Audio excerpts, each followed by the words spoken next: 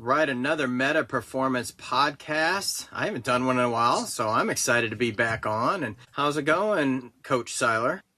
It's going well. I'm looking forward to today's conversation. It's going to be a good mix of things. Yeah, it'll be a good mix of things. And then as we talk about getting near, so we'll talk about some coaching and then some bike fitting, and then I'll have nothing good to add in the bike fitting. I'm the worst. I just dial it in. And I'm stoked to have Tom Regal here. How are you? I'm wonderful. Thanks for having me on. Looking forward to talking with you guys. Before we get to the speed round, why don't we? I've had the pleasure actually of going out not too many weeks ago. We went to one of my favorite restaurants in the planet. I should stop advertising for them because it'll be harder to get a seat. South of Nashville's Fox and Lock outside of Franklin and Leapers Fork. And so we went there for the evening. And your background is more interesting than I thought. Don't take that as it was not interesting, but give us your background because it's really interesting how you ended up where you are now.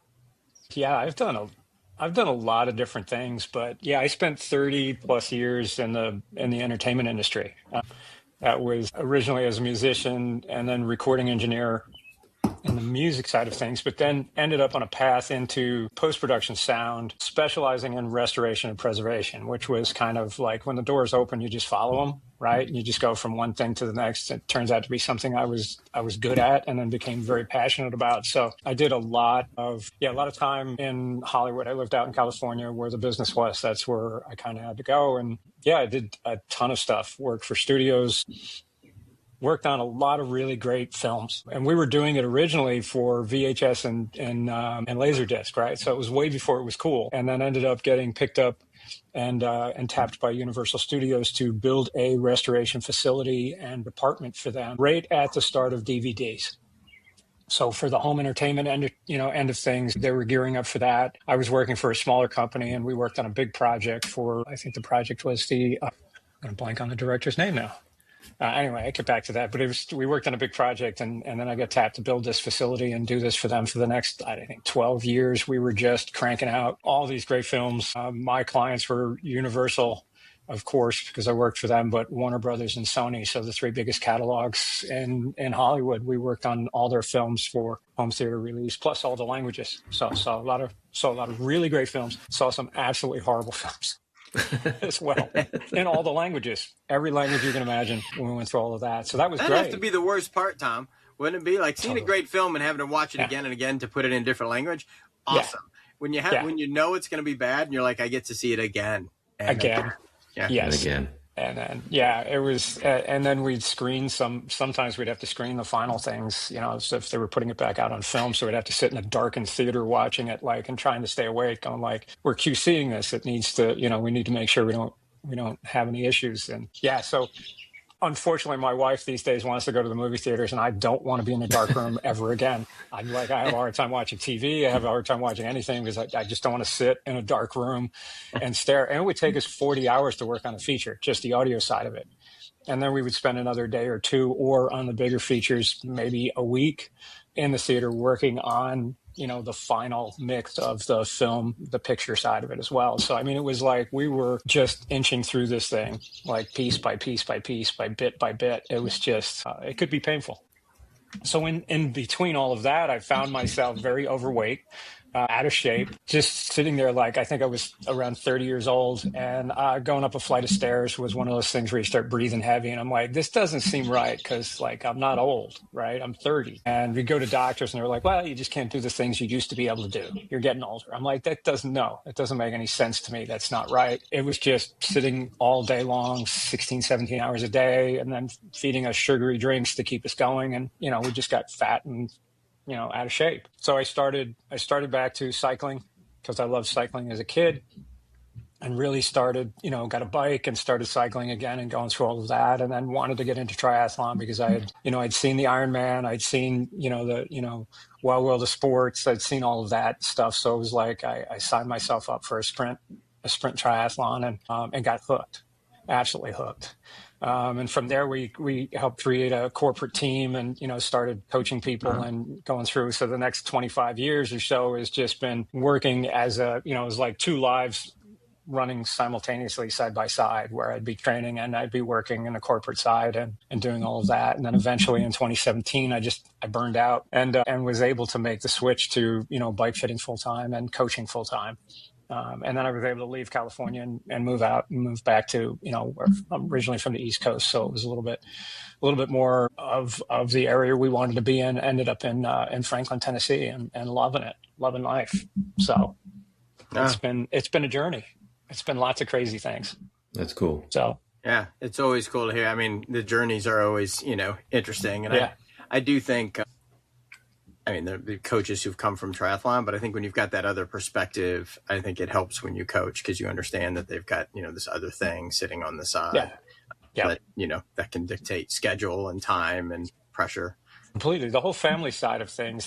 So I was, in a sense, coaching because I was leading teams. I had, I think, at most 65 people I was responsible for. Not all direct reports, but, that was the largest groups I had in a couple of different companies I worked for. And being able to sit back and watch. My style of leadership is to, someone had described it best as I said, you lead from behind. So I don't step up and try to take all the glory, hire some really smart people around me, and then really help them step up, let them take the credit for the work that they're doing when they do that part of it. So developing people was a passion of mine. And then I had some good bosses. I had some terrible bosses as well. And I pick up a lot from that. I'd just be like, let's not do that. Didn't like that, or this is really good. So I'd be picking up things on that. And I had a couple of good mentors along the way as well that, kind of helped me in that. So that helped my coaching side for sure. And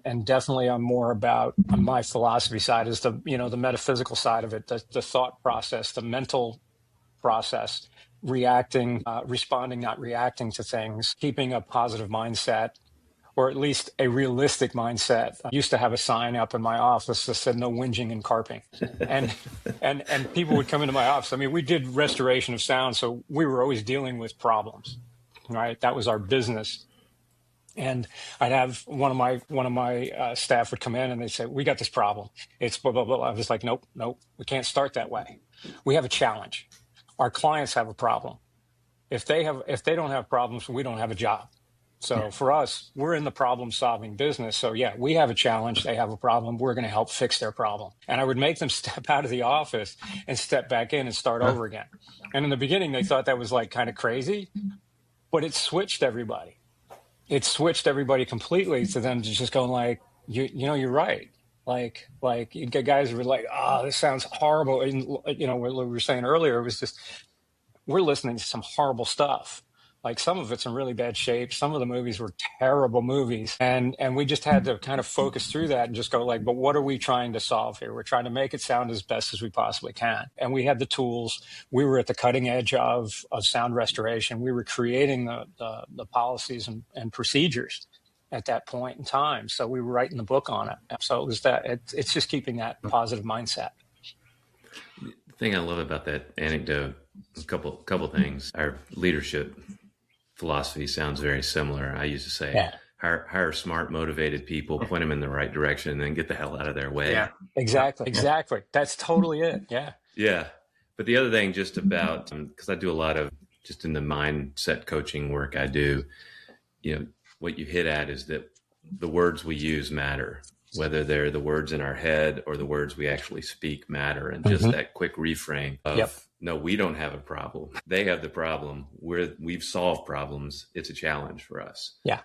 Go back and reframe that. And it does make that switch, and it takes a little bit, but I love that example. You have to be very thoughtful about it. So I grew up, my dad was extremely pessimistic about everything. And he could make a compliment a negative really quickly, where he'd walk in the room, he's like, that's a nice lamp.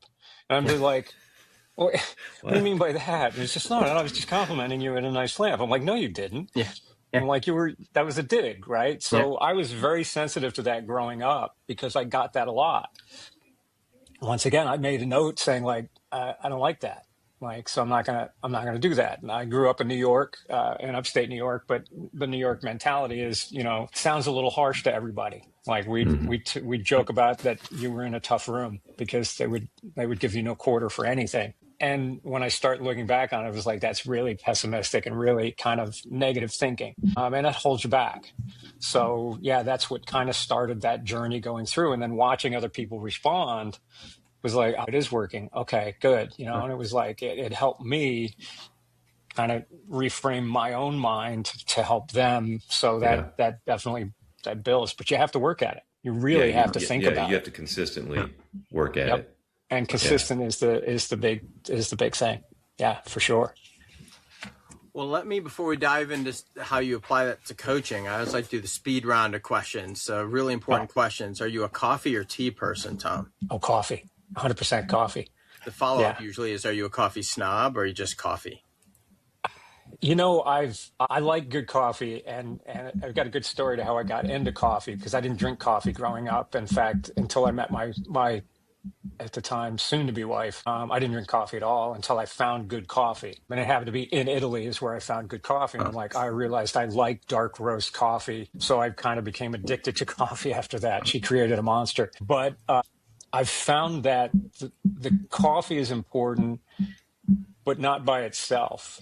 That I can have bad coffee with good conversation, and that makes it good coffee. So that's kind of the environment adds to the coffee. We used to go up Angeles Crest Highway, originally on motorcycles and then on bikes, because there was a little cafe up at the top, or halfway up. We'd go up there. It was horrible coffee and a little styrofoam cup. But in an alpine setting on a mountain on an early Saturday morning, it was fantastic. Yeah. When you're sitting around with a few other people and you're just sipping a warm cup of coffee and there's a little chill in the air and you're just kind of like, it was fantastic coffee. Yeah, so that's a would good, I brew that at home? Would I brew that at home? No. Not going to happen. So yeah, I do like really, I appreciate really good coffee, but it's not a necessity. The people in the environment certainly helps that. Your favorite race you've ever been to? Wow, that's a tough one. That I've raced myself, or we'll take either one. There's no right answer here. I mean, maybe there's a wrong one, Tom, but there's my favorite race. Like, I've done a lot of really fun. Like, I have probably two that are my favorite. I love Lake Placid. So the Lake Placid Ironman, just the environment. The race is super challenging. That was the first Ironman I ever did. I love that race. It kicks my butt every time, but I love that race. And then my pie in the sky race that I finally got to do was Ultraman World Championships in Hawaii. So racing in Hawaii is just fantastic. And I was never focused on Ironman. Hawaii, I was always focused on Ultraman for some reason. I've found it years and years ago and been following it ever since, and was able to get myself there and raced it twice. And that's just epic from a spiritual level for me. That was the pinnacle. So those are like two. That's and then fair. There's a whole host of hundreds of other sprints and Olympic distance and stuff. So I love them all, but those are probably the top two. If you have a weekend away, would you want a posh weekend at a resort or go out camping in the woods? I'd probably like to be camping in the woods, but I really love my wife and I want to stay married. So we end up probably someplace more. I know I should probably start rephrasing that. Your wife is gone at a girls' weekend away. Now you have a weekend alone. Now I'm camping. Okay. I was this past weekend I wasn't camping so much as I was staying in a cabin down in Dunlop, Tennessee to do a race, and it was very nice. It was very comfortable, but it was in the woods and it was quiet and there was a creek running by, and that to me, being outdoors, seeing natural light, that's the most important thing to me. So I could be in a posh resort as long as I could get outside as much as possible. So what's the biggest or most famous or your favorite movie to have ever worked on? So I worked on the Stanley Kubrick collection. That was the name I was trying to remember before. So I did 5 of his films, and we worked on them over a period of 2 years. We dove into all of his films to a level that you shouldn't. We were working with the estate, and that whole series, The Shining, is probably one of my ultimate favorites because the soundtrack of Giorgi Ligeti the Hungarian composer is just absolutely mind-boggling how it was used in the film. So that's one of my ultimate favorites. And then having worked on the original All Quiet on the Western Front with from the original nitrate lavender film elements from the Library of Congress was pretty epic for me. Oh, wow. That was an amazing film, how they did that back in 1933 or whatever year it was, and the sound that they were able to capture and do all of that. Those are probably my, a couple of my top highlights of my career. Okay. And the most important question, Tom, are you a crunchy or creamy peanut butter person? Oh, creamy, salted creamy. Absolutely. Oh, salted creamy. Yeah. Salted creamy. It's got to have a little salt in there. Just a little bit of that. Okay. For sure. Yeah. Crunchy. Like, I don't know. I just take a handful of peanuts as that's crunchy peanut butter. Like if I want to smear it on a bagel, it's going to be creamy. The best part of that question is most people don't answer it. They then go on to defend their position. Like of why, like it's very divisive. I can imagine that. It's great.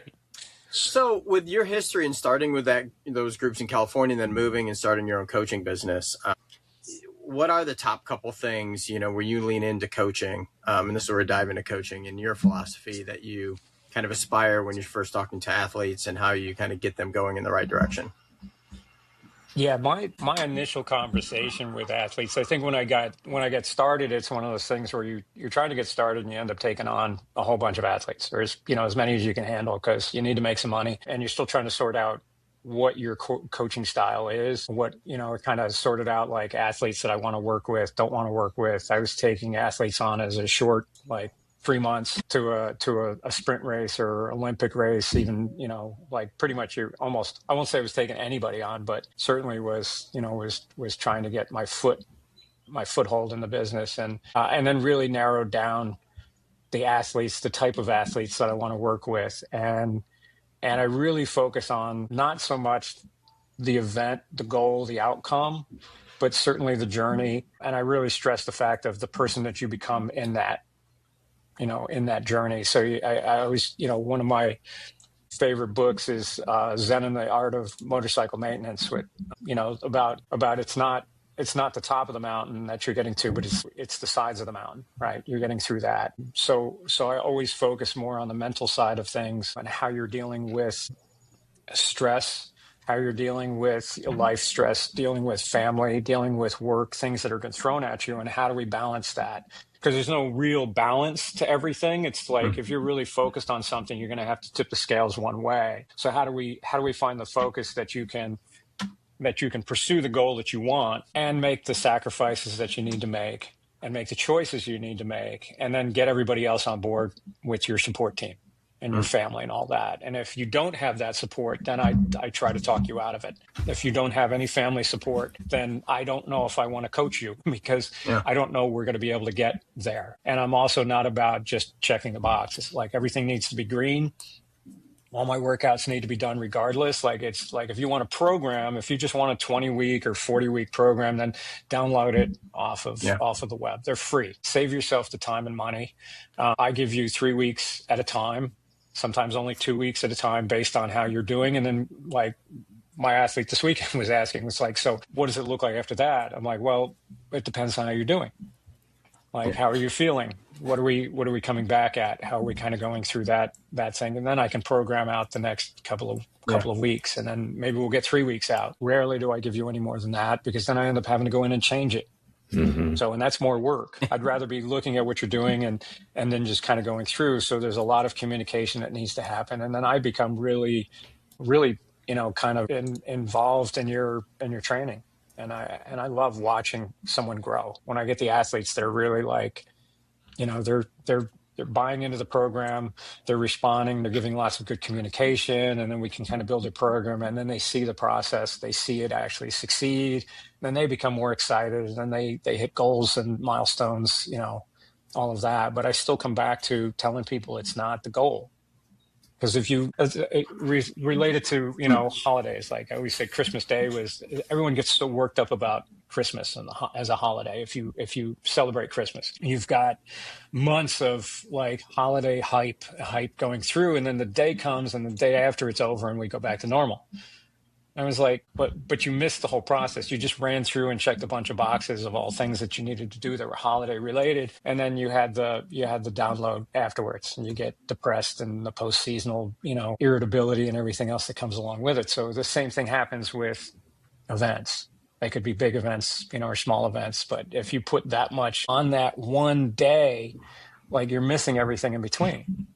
You don't see what changes you're going through physically and mentally, the changes you're going through. And I love watching people make those changes. Part of what I did at Universal was I got connected with became a friend of mine that had started a corporate tri-team. It had about 6 or 7 people. So I joined him and co-captained it, and we grew it to about 300. We had people on the East Coast, West Coast, and we got to work with people in the studio that we would never see. Like, I'm in post-production film side. I'm on one part of the lot. I was working with gaffers and electricians and set design and all these other people that were having the same hobby, but in different lives of us. So we would never bump into each other on that. And I watched them lose weight, like hundreds of pounds of weight, eating better, changing their lives, having their families come to the race at the end of the season that they were priming themselves for, which was our Malibu Triathlon was the big one in September. We trained and kind of focused on. And then seeing the families and the joy in the families and the fact that I'm doing this goal just absolutely just gave me so much energy. And that's what my driving force was. And I started leaning more towards the coaching side of that. But then I was also incorporating that into my leadership of my teams and things that I had. So I just feed off of that energy of watching people just change their lives and do things they never thought that they could do. If it's running a 5K, I mean, it's like, it doesn't have to be an Ironman. It doesn't have to be an Ultraman. It can be just getting off the couch and going for a walk. I mean, and some people have different stories, and I'm fascinated by all. I find it actually more. I find it more rewarding when you've got people that are kind of starting from nothing and they go. And I also find it as an athlete who's been doing this, we'll just say a long time. I find it energizing because the passion of getting these goals, you forget how blessed we are sometimes to do it over a long period of time, and like the things you can make yourself do over a period of time, the bar gets higher naturally, right? But you forget like how stoked they are to go do something, and you're like, why am I not? Sometimes you're in that block, especially kind of spring and this time of year, where like it's work because you've got goals, but you forget like how freaking lucky I am, and I need to really enjoy every time I go out thing, and they do bring that back. And it's weird to tell people, like, I was more excited this year when a lady finished her first marathon than I had been on any of my races in the past year. She'd gone from right. And I'm like watching, and they're like, what do you? I'm like, this is the greatest thing ever, thing. And it is when you get to see them do that and make a life change. It's really cool. Yeah. It's awesome. Yeah. I think that I had this mental thing I try to get the folks I work with to think about, to get away from that goal of it's this race or it's this result, and versus it being the target. It's more like a compass. It's like directionally, that's where we're headed. Yeah. I like that. But there's this plan, this journey that if we do the right things, we're going to get there. We're going to get where we want to go. Yeah. And so I spent a lot of time. In fact, I'm working with an athlete who's just experiencing some motivational issues right now. And so we're going back and I'm having him rediscover his why. Nice. Because, he's stressed because he sees the workouts, but he doesn't feel like doing them. And then you feel like if he doesn't get them to green, then it's a fail workout. And I'm like, okay, let's back up. Let's figure out why we're doing this. Yep. And just using that as the anchor to go back, and because that's the stuff that's going to get you out of bed in the morning to do the workout versus the race you have in, 6 months. Yeah. That initial conversation I have with any athlete is what's your why? Why do you want to do this? I ask people why they got into triathlon. Did you lose a bet? Was it, is it friends bringing you along? What is it? You don't just trip across triathlon. Like it's a sport that has a lot to it. I mean, there's a lot to it. You usually have to think about it before you step into it. So they have to have a good why. If they don't have a why, then I can't. I don't know if I can. You need to sort that out. I don't know if I can help you. As a coach, It's not like you need that for the downtimes, and there's a lot of downtimes. There's a lot of work that you put in where you're at your lowest point, and you have to understand your why that gets you through it. So yeah, I love that. Yeah, and I think that the journey as a whole too, I think is really important, Tom, because when you race, right, you can control your time somewhat, but even then you can't control the weather. Like, well, last time I saw you dialed up some fine 90-degree and humid weather in Nashville to race in. Yes. Yeah, I mean, I complained about rain, so you doled up a little bit of rain and a ton of humidity. We turned the sun on for thanks. you. Yeah, and so you can't control. That's it is about the journey because whether you're chasing place or time, and everyone's always chasing time, whatever their goal is, right? After you do your first one of something, you're always chasing time. It's not in your control, and so I think having that journey in mind is really there because you can really hit. Like someone can have a really good day, and if it's not part of the journey, just another step, then I think it gets difficult for them to accept that sometimes. Yeah, we just had the Chattanooga 70.3 was a few weeks ago, 90 some odd degrees. And I had two athletes that were they're doing the double. So they're doing the 70.3, and then both of them are going for their first Ironman in Chattanooga in September. So this was part of it. And as I was telling them, this is your B race. This is not an A race.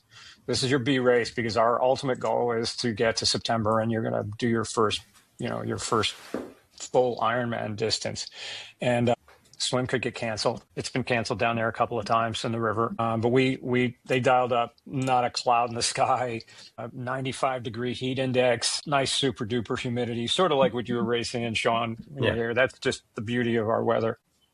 And both of them, we talked about it. It was like, we don't care what your finishing time is. Yeah. The idea is that you need to finish it, and we need to back off our pace. We know our heart rate's going to be at least 10 beats higher. So then we need to set ourselves, and both of them got in there and actually adjusted their pace just perfectly. And they got through, and both of them finished with solid finishes, not where they wanted to be time-wise or where they were hoping to be time-wise. And in cooler conditions, they were certainly capable of faster. But based on the conditions, they nailed it, like 100% nailed it. You couldn't, like I kept telling them, you can't ask for anything better than that. You were not walking the run. Everybody else was just, zombie. You were moving really well the whole time. Both of them did fantastic. So I was super, super proud of the work that they did. And, they did it themselves. They held themselves within their limits. They knew what their rate of perceived exertion needed to be, and they did well. That's great. Yeah. I want to pivot to the reason I wanted to get you and Michael together on here, and we'll start with the bike fitting. Both of you do a bunch of bike fitting. I'm in the industry what's called a bike rider. I don't do any fitting, and I'm probably the worst case scenario because I've dialed myself into my numbers over the years, and so now I don't know. I'm actually scared to have somebody go look at it. But each bike I have, I fit almost exactly the same, to my thing.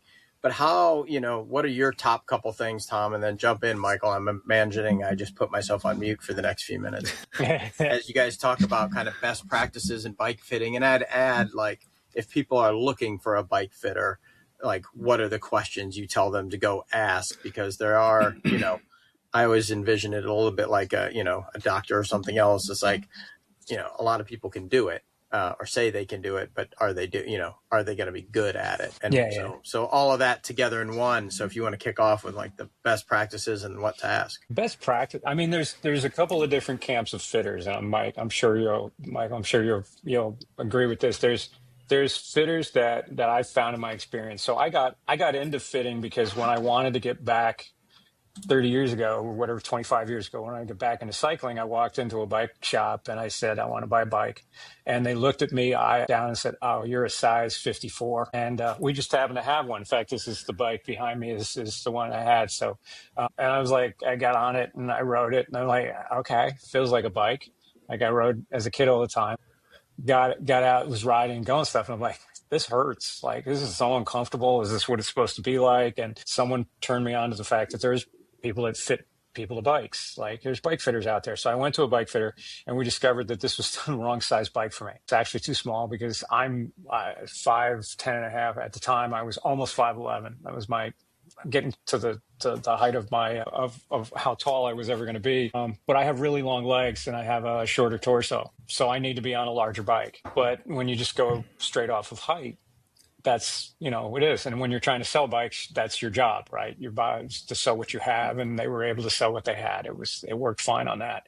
But that sent me down this path of trying to discover the geometry and the positions. And then you start different positions, and as they change the bikes, and then there's tri bikes versus gravel versus road versus whatever. So it opened up a whole school of thought for me. So I'm more self-taught on that side of things, but I did work with Dan Emfield and went through his slow twitch training program. And that's, worked with Ian Murray and Paul Swift and a few other really good bike fitters that I learned a lot from and still stay in touch with and go from that. So I'm of the school of thought of slightly unconventional, because if you have body issues and you have fitness, where you are in your fitness tells us where we can put you on the bike. And there's other fitters that are like very numbers driven, where it's like you have to be at a particular angle for your back and your knees, and this has to be, and you get in there and you go like, okay, but this doesn't feel right. And they're like, but that's your numbers, and you have to make yourself, you'll get used to it. And I don't believe that at all. I'd rather take you, especially on tri bikes, when we're getting new riders in on tri bikes, it's such a different animal that we need to 2 or 3 or 4 step you into a position based on your fitness. And I would just rather have a new triathlete come in and spend the first 3 or 4 years on a road bike before you learn some bike handling skills before you get onto a tri bike, because without bike handling skills on a tri bike, oh my God, it's terrible. Please, we have such a bad reputation, and it's because you get on a tri bike, you spend most of your time on a trainer, and then you go outside and you can't ride. So just go out on a road bike and learn how to ride. Get on a mountain bike, learn bike handling skills on a mountain bike. That's what I think is so great about gravel these days, is that you have to learn some bike handling skills. I think that's the biggest challenge that I face, is that I get a lot of new athletes, new to the sport, new to cycling, and they go out and they buy a used 10-year-old or 15-year-old tri bike because it's a tri bike on Marketplace. And then we can't physically put them in a good position. So they're at what I call sitting at the counter. Like, I'm in the aero bars, but I'm almost sitting bolt upright. And that's not aero, but it's a tri bike, and you're not faster because you're not in the position on it, or they're sitting upright on the bull horns the whole time anyway. Just a really good road bike fit will get you through 70.3. You can do a full Ironman on it if you're in a good position. And you're efficient. And that's really what we're trying to do, is dial people into an efficient position based on their fitness level, their body's capabilities. I'm not judgmental when I see people in weird positions, because I don't know their story. Yeah. Like when I ride up behind people and I see their knees going out like this, or I see them on an angle and doing whatever, it would be easy to go like, oh, that's a terrible position, but you don't know what their story is. Oh yeah, I've got a replaced hip, or I broke my spine when I was 20, or everybody's got the story behind it. And then being able to work with people with what their capabilities are, and find that position for them, and then grow with them. I mean, I have athletes that come back. They buy new bikes, or as their fitness changes, they come back and we make more tweaks. And it's sort of like building that athlete up, same style through that. Yeah, it's amazing to me when you say that, the tri bike versus road bike, because I was on a tri bike, and then probably for 7 or 8 years, my tri bike broke. And I just dialed in my road bike with aero bars, and actually a lot of it also has to depend what you're riding. So to your point, like I was chasing, either Swiss Man or Placid or something, elevation. Yeah. And I'm like, I don't need this bike. And only recently did I kind of pick up a new to me, tri bike, because I've been racing flatter for some of the nationals and worlds are flatter, or Carolina. Yeah. I'm like, okay, now I'm getting beat up. Yeah, I know I'm losing time. I would argue if your position is right on a tri bike with a disc wheel and like Placid will be faster than anything else out there. So you won't gain an advantage on the ups, but on the downs and the flat sections and the rollers portion of it, you will be so much faster. But once again, you have to be in the proper position. Yeah, and I think that's the biggest thing, to your point. I think people see, they get the aero bars and then they never spend time there. The other thing is, it's wind tunnel tussed, but they're drinking and sitting up and doing like you're not very aero when you're drinking and stuff. And, I also think there's the hybrid model that I think is interesting too. Like I was riding deep front disc back, like my road bike was pretty tricked out. Yeah. And so Yeah. there's a tweener there. But to your point, I'm really stoked to hear it's different for everybody. See if we get Sean back. Yeah. We'll lock up a little Well, when bit. he pops back in, Hmm. there's something interesting because I think I liked how you kind of divided into the types of fitters, because I think a lot of, especially new riders, but I find even people who've been riding for 10, 20 years. Oh, but the bike shop, they did a bike fit. And I'll say, well, describe what that was. And they're like, Yeah. oh, well, they checked my seat height and then they had me ride around. I'm like, that's not a bike fit. That's just a bike sizing. Yep. And then you do, to your point, you've got these people on the other end. And I mean, I think the retool technology is amazing, but they do get to where, like, I have to get you within this range of, because this is what the machine tells me and, you know, my training tells me. And I think the middle path sounds like where you kind of sit is like, I've got the technology, but I'm using my eyes, I'm listening, I'm observing. Because I've had people call me and say, hey, could you do a virtual fit? And I'm like, I tried it during COVID, and I finally just said, if I've worked with them before, so I've seen them on a bike, yeah, I can spot check something via video, but I need you to be in the room. I need to be observing. I need to get feedback from you. So much better to observe and get the feedback. And then I've done a couple virtual ones for, you know, like some friends in Hawaii or something. And it was like, I put the video up and have me look, and then I'll give you some pointers. It's kind of like, yeah, a couple of these things, but I can't dial you in completely until I'm sitting in a room with you. Yeah. And I think the biggest challenge is you get the people that have no appropriate perception, no perception of their body.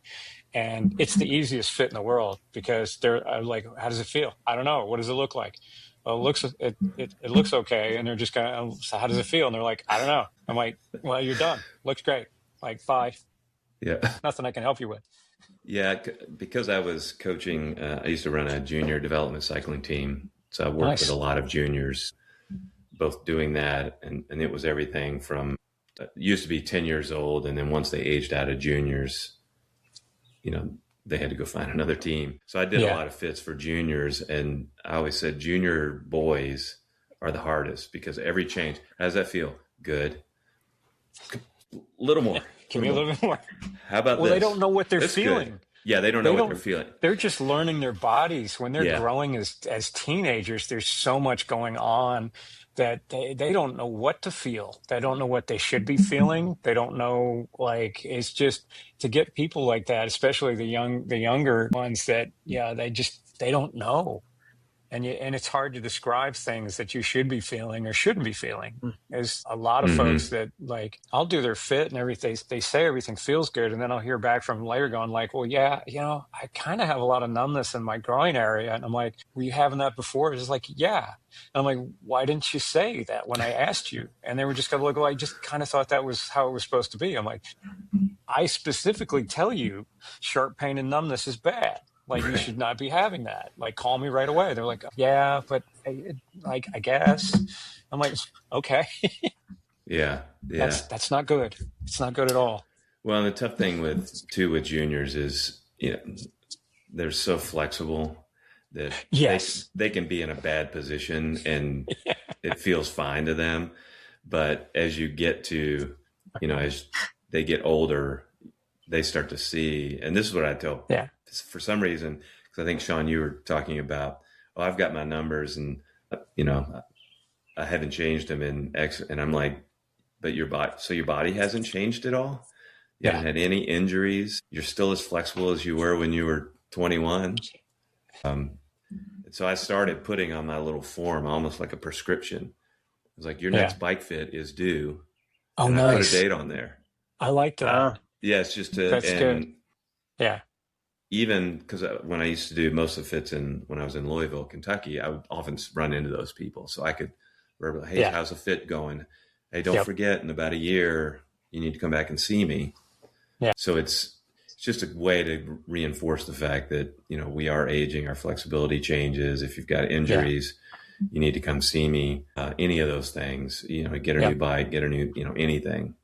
Yeah. Come see me, even if it's just for 10 or 15 minutes. I mean, I think the biggest part of that from listening to you too is, you know, the other piece is the bike fitters can help you kind of diagnose, is this an injury? I'm feeling a niggle, and you get, when you get to be my age, you start to like, that just happens. And so it is kind of that diagnosis of, is this just something that happens? Is this because I'm not as, I've got hip flexors, whatever it is, right? Is this because I need to change on the bike, or is this something else? Like, you're doing your core work, or you're doing whatever it is, right? Because the tri bar, I mean, for sure, like, it's a back and core issue for a lot of people. I think when you get that aggressive, the more aggressive you get, right? What you guys tell me, but like, there's some fitness, to your point, Tom, that goes to like, sure, you want to get on this, and it's not just your legs, but like, how flexible are you? And, you've been rocking your core work.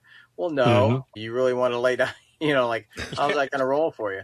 I will say, and sorry, I cut out, Elon Musk is now a trillionaire, but he can't solve how fast my Starlink reboots the power surges. Reboots itself. Watching people this last weekend, racing in the flats, it was super windy up in Illinois, and there were people rocking deep wheels to discs that definitely shouldn't, and that haven't spent the time on it. And you're like, and I was riding disc, but like, I'm old and fat, so I pushed the wheel down. But you could tell as you're coming up on people, you're like, man, I'm not 100% sure how far I want to get, like, how wide do I want to go with this guy? Because I don't need to eat it because a wind gust comes, And so I really like that point you made about like, I know the proper number of bikes is N+1, but I firmly believe you should start with gravel or road. But so many people come in with a tri bikes, and then of course they want to go ride in a group, and I'm like, oof, Oh yeah, I tell everyone to start with the road bike, then never get rid of the road bike, and then you train on the tri bike for your races, but you do your group rides with friends on your road bike. And there's some tri groups out here that they'll go out together and they'll be nose to tail in the arrow position going through, and I'm like far away from them. I don't want to have to deal with helping them after they've crashed, let alone be crashed out by them as well. So I end up like, I joke about the group rides out here is everyone meets for the picture and then everybody goes and does their thing, right? They just take off, and there's no group ride. There's no real group ride where everyone rides socially together. They just go off and do whatever, which means that if they're on their tri bikes, they're with each other for a little bit until it breaks up on some hills or something. But it's kind of scary to watch. It really is. So what are the questions if someone's looking at bike fitters, Tom, go that way, like, if you're shopping bike fitters or you're calling up, like, what are a couple questions you would advise people to ask? And same for you, Michael. Yeah, I was gonna say it's philosophy driven for me. It's like, it's one thing to see what technology they have. I have the Velogic Fit, motion capture system. I have 2 cameras in that, but that's not my main source. My main source is my eyes and my experience of what we're going through. So the idea is like, when you're talking with a fitter, what's their philosophy for fitting? What's their style? And just by asking them some questions, what information they give you will tell you how open they are to explaining things. Like if I ask you lots of questions, are you okay with that? If I question what you're doing, are you okay with that? And that's one thing I love when people ask me a question about why. Why are you doing that? Well, here's why. And I try to explain that to everyone as I'm doing it. Like, well, I have an iPad that I shoot video on as well, so I can show you what I'm seeing, what I'm thinking about, and what I want to try. And are you open to that? And then, but I think the conversation is the biggest thing in the beginning is they need to be asking you about your riding style. Your fitter should be asking you about your riding style, what your fitness goals are, what your experience on the bike is. If they're not asking those questions in the beginning, then I would be a little, not concerned, but I wouldn't be as trusting. And I think you need to trust your fitter, the same as you would need to trust your coach. And I think that's the first things that you need to get from them is like, what is your philosophy for fitting? And, how do we get through that? And then your fitter should be asking you, okay, well, what do you want to accomplish out of this? What is your, what are your goals? Yeah. The only thing that I would add to that, and I think those are great, because I think people do just say, oh, this person's been certified, so they must be a good bike fitter. So I really do say, call them up, ask them to walk you through their process. What people often find interesting about when I'm doing a fit, they're not on the bike for the first 45 minutes to an hour because I'm interviewing them. I want to know injury history. Does it affect you on the bike? Does it affect you, walking around? So we spend all that getting a lot of body measurements, flexibility measurements up front. Mm-hmm. And to me, that's helping me get to some hypotheses about once I get them on the bike. So it starts to give me these things like I need to look for. So have the fitter walk you through their process and just say, tell me a little bit about your process. I don't know how you feel about this, Tom. I do think some sort of certification, whether it's FIST or Serata, having that, because you do get the science. Mm-hmm. And I've worked with some PTs who actually are also bike fitters, but a fitter should never fit themselves. But I'm guilty of that. Well, I think you do get to know, like, well, I know if it's this, I can probably tweak this for a little bit. But, I think having that background, if you don't naturally come with like a physical therapy background or kinesiology, these programs can help you gain that. But again, ask them in a process, ask for referrals, Can you give me some people you fit so I could get some feedback on? For sure. Yeah, and I agree with having some kind of certification is good. That there's a lot of learning involved from our end of what we need to do. I didn't come from the science background of it, so I spend a lot of time immersing myself in the science background and the physiology of it to be better, to be a better fitter. And I look at each fit that comes through as a new fit, like something new I can learn from. I think it's easy for us. And in the coaching side, it's the same thing, right? It's just kind of like, this is the same typical thing that I see every single time. So I'm just going to treat it the same way. And I probably devote a lot more mental energy to trying to look at it as a brand new thing. What am I missing from this person that seems like a carbon copy of the previous one? That not to get lazy and complacent on it, that it's just, it's raise the seat height, tip your pelvis, and you're fine. You're all good. To actually kind of really look at it from the full 360 and getting all that information ahead of time. Yeah, if I have either an online call with the athlete beforehand, or if they just, if they book the fit and come in, we're sitting down, like they're just talking to each other about life and what they do and their injury history and their sports history and all of that. That's critical conversation before they even get on the bike. Yeah, I just add lots of like coaches. Some people will be like, so-and-so told me to go here. And when you have that conversation, if you're not comfortable, it's a big investment on top of a big investment. Yeah. To make your thing go, you need to be comfortable with it. It's a relationship over time. And then secondly, for me, it's the question I usually have people ask is, what do they do after the first fit? And so are they willing to, the question I have is, are you willing to make it right the first time? And then, obviously you'd pay again 6 months, 12 months, whenever your oil change is, Mike, or your position change, appointment. But, the good ones I've seen are like, I'm going to get this right for you. And it's hard to get it exactly right. Because to your point, you get it right in the room and they're like, oh, no, it's good. It's good. It's good. And then, they're like, I was riding, and 20 miles in, like everything hurt. You're like, well, let's fix that. So they're really willing to partner with you like a good coach is. Whereas at a highly transactional, service thing, we're going to do the best we can while you're in here. And then it's, you're on your own. Because the good ones seem to really take it, kind of in a positive way. The good ones take it very personal. God. Really I want to make it right. Yeah, they're like upset if you come back in. And when I've heard people be like, yeah, they were angry, I didn't give them all the information, and they're like, they were upset with me. I'm like, oh, good. That's a good fitter. They're like not happy that you didn't get it right. Yeah. I'm at a lot of races the same way set up, like at Music City, where like I'm set up with my tent and I'm checking in. Like I tell all my fit clients to stop by and say hi. And I'm like, how was it? What, is there anything we need to tweak, or, is it feeling good, or are there any issues? You come on back. And like, I certainly that's kind of my calling card. If you're out there and you're not comfortable or didn't have a good experience, then that reflects poorly on me, and then the next person is not going to want to come and get fit. So I really focus on giving the athlete a good experience and making sure that everything's taken care of. Like, and we can get probably 95% of people fit. I mean, there's probably at least 5% of people we just can't. We can get you so far, but there might be physical limitations. There might be, personal limitations that they have to it. But we can get most people at least halfway there, and a lot more efficient to where they need to be. And then there's some posture things that if they don't work on posture, then that we can't help you.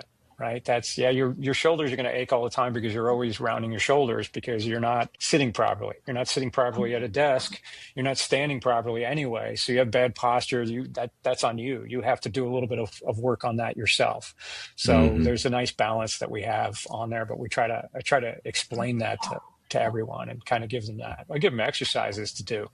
Like, here's how you can, like, especially in the triathletes, and to get into that position, they're like, well, I want to get a little lower. I'm like, yeah, but your scapula won't allow you to do that. You just found the flexibility.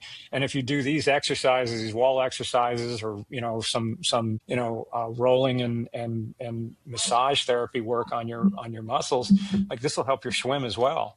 But we need to open your shoulders up in order for you to stop rounding your back and being hunched over on the tri bars, right? We need you to be able to have that flexibility of your shoulders to get the position that you want to be in. So once again, that's on them, and I have some good physical therapists that I recommend people to go see, because that's outside of my expertise. And I'm quick to tell you what I don't know, really quick. Like, I can tell you that seems muscular, not fit related. And here's two people that you can go see that will confirm that it's muscular and tell you how to fix that. Yeah. Yeah. And I think, Sean, that would be something I would add to that list of questions, is kind of what happens after the fit. Like, ask the fit what happens. Because I can tell just in this brief conversation with Tom, he's like me. If I find out later that person didn't call me to tell me something was wrong, I'm like, oh my gosh. Yeah. And so what I've started, the first thing I do is, okay, we got you. We're pretty close, but I want you to go ride for 2 weeks. Oh. Get about 5 or 6, 5-6 hours, maybe 10 hours in that position, and then call me. Tell me what's going on. My only asterisk next to that is, like, if you feel pain, not discomfort, pain, call me immediately. A little discomfort, I'm okay, because that's your body adjusting. And something I started doing a few years ago for someone that's bought a fit is, I said, if you need to come back in, say, 6 months and we need to just tweak some, I started just charging them an hourly rate versus a full fit. So it helps I think, making that, because it is a financial investment, I think, well worth the investment for your enjoyment of the ride, for results, et cetera. But I also wanted them to feel like, well, I can't go back. I can't spend another, whatever amount. Yeah. And I say, look, we're going to make it right. So within the first few weeks, we want to make sure we've pretty much nailed it. But if you find out in a few months, come back in, here's my hourly rate. I think this will take 45 minutes. And I found that has really helped people's kind of overcome their hesitancy to call me back when they discover, hey, I went for my longest ride ever, and now I'm noticing this. Great. Well, let me get you back in. It's not a full fit. It sounds like we just need to tweak something. Yeah, and I'm doing the same thing. I've got the same thing. I give it like 2 follow-up fits within the first 3 or 4 months, and more if there's an issue, right? If there's something that we really need to dial in, and then I have a flat rate, much lower flat rate for someone who wants to come back a year later and just get some stuff dialed in. I always do that. And I just had another thought and I just lost it.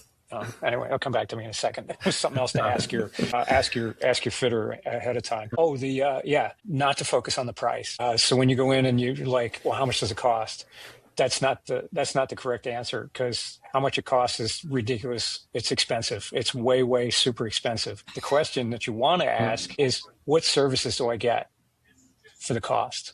Yeah. Because I can give you there's 12 things that you get for my service charge. Right. And if you want me to do it for cheaper, I just start deducting things. I won't, but that's how we'll start talking. Okay, so you don't want this, and you don't want the report at the end, and you don't want this, and you don't want that. So you're not. So the question that they need to be asking their fitter is like, what services am I getting for the cost?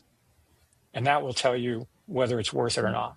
Right. You're gonna get some deliverables You're going to get something to walk away with, and the follow-ups or whatever comes through that is key to just being so focused on how much it costs. Because I think once you see what's involved, it's not going to cost that much. It's going to, the value is there for sure. Awesome. So I really appreciate you coming on, Tom. So Cool. This has been great. This is awesome. Get to hear you two go. Maybe we'll have another follow-up session where we'll talk about the science behind it sometime. There you go. Yeah. And I'll get to feel what it's like in my day job when people get bored listening to me talk about math. I'll get to see the flip side. Be like, this is what they're hearing. We're nerding out completely. I have another idea. We could do another episode, but we'd put you on a trainer and video that, and then we could just. I think half the reason I haven't gone is I'm so dialed in, and then I'm going to get on there, and people are going to be like, "What are you doing, bro?" Like that's like that would be kind of interesting. I will say I probably my thing is always I probably wouldn't get a fit now. I will get one in the fall. So this bike that's newish to me, I dialed in. I feel good on it, but I wouldn't say I feel as confident that I did on my road bike dialed in, because that one felt like.